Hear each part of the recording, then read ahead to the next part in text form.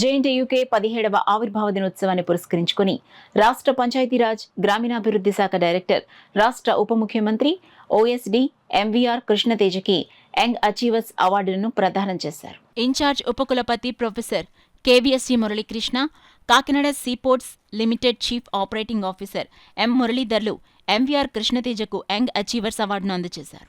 ఈ సందర్భంగా అవార్డు గ్రహీత కృష్ణతేజ విద్యార్థులతో ముచ్చటిస్తూ జీవితంలో ఎదురైన ఓటముల ద్వారా విజయం చేరువవుతుందన్నారు.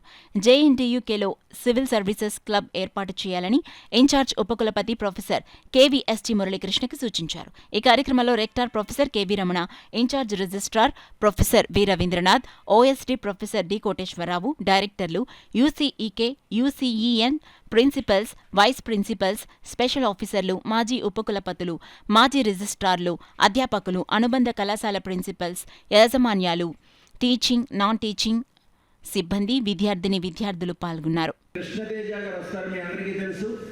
ఆయన కేరళలో కలెక్టర్గా వర్క్ చేశాడు. మీరు పేపర్లో చూసుంటారు.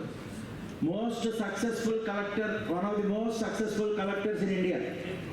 అతనిలో ఉన్న టాలెంట్ని గ్రహించి మన డిప్యూటీ సీఎం పవన్ కళ్యాణ్ గారు ఆయనే తన యొక్క ఓఎస్డీగా రావాలి అని కోరుకుని ఇండియన్ గవర్నమెంట్ని రిక్వెస్ట్ చేసి తన ఓఎస్డీగా పెట్టుకున్నారు. ప్రస్తుతం ఆయన ఇవాళ ఇప్పుడు రాబోతున్నారు.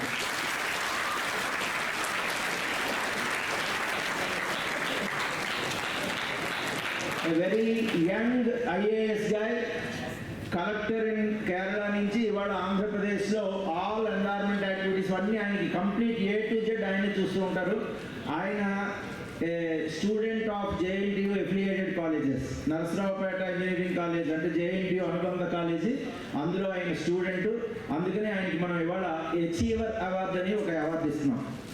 ఇంకో అచీవర్ అవార్డు అనేది పిహెచ్డి రామకృష్ణ ఆయనకి ఇస్తున్నాం. ఆయన IPS superintendent of police chief security officer అయినా. ఎవరికి? Chief minister, honourable chief minister Chandrababu Naidu గారికి. వెంబటనే మొదటి శత్రువు నాతో చెప్పాడు, కృష్ణ ఐఏఎస్ ఎగ్జామ్లో దాదాపు 2000 మార్క్స్కి రిటర్న్ ఎగ్జామ్ కదా, నీ హ్యాండ్ రైటింగ్ చాలా సెండాలని ఉంటుంది, దానివల్ల నీకు మంచి మార్క్స్ రావట్లేదు, దానివల్ల నీకు ఐఏఎస్ రావట్లేదు అన్నాడు. వాడు చెప్పింది 100% కరెక్ట్. నా హ్యాండ్ రైటింగ్ కొంచెం బాగోదు, బట్ నాకు తెలియదు ఏంటంటే నా హ్యాండ్ రైటింగ్ వల్ల నాకు మంచి మార్క్స్ రావట్లేదు అన్న విషయం.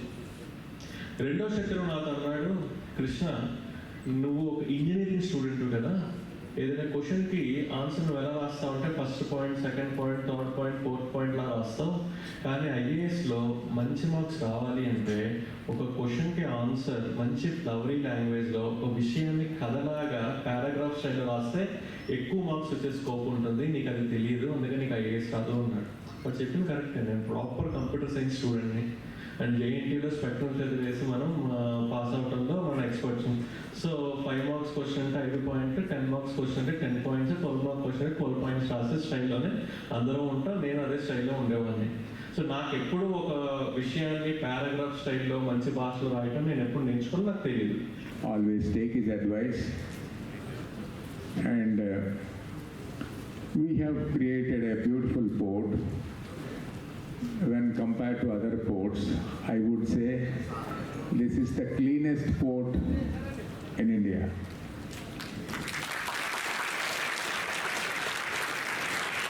And normally a port means there should be a huge piece of land and it should thousands of acres. A port means everywhere it is thousands of acres. But for Kakinada port, government has not given any land. We have created our own land by reclaiming the sea. We filled up the sea and created about 600 acres of land.